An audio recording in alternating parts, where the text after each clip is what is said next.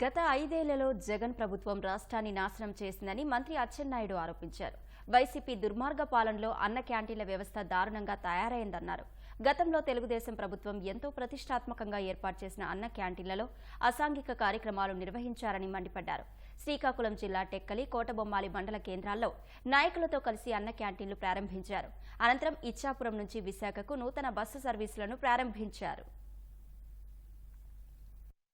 గత 5 సంవత్సరాలు రాష్ట్రాన్ని పూర్తిగా చిన్నాభిన్నం చేశాడు. వ్యవస్థలన్నింటినీ భ్రష్టు పెట్టించాడు. ఆర్థికంగా ఆంధ్రప్రదేశ్ రాష్ట్రాన్ని భూకాతంలో కలిపేసినటువంటి పరిస్థితులు తీసుకొచ్చాడు.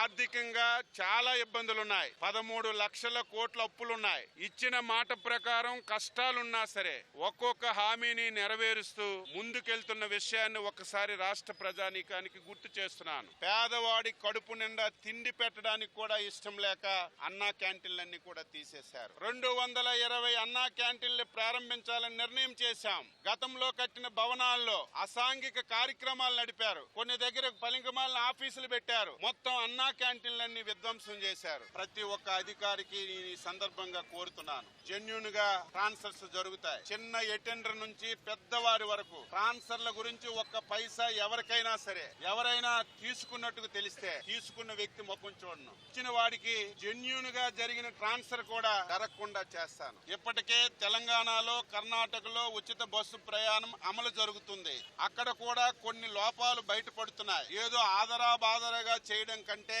దీనికంటే మిన్నగా మనం ఏ రకంగా చేయగలం అనేది ఒక స్టడీ చేయమని ఒక అధికార బృందానికి నిర్ణయించాం. వీలైనంత తొందరగా రిపోర్ట్ వస్తే ఇచ్చిన మాట ప్రకారం మహిళలకి ఉచిత బస్సు ప్రయాణం కార్యక్రమం చేస్తాం.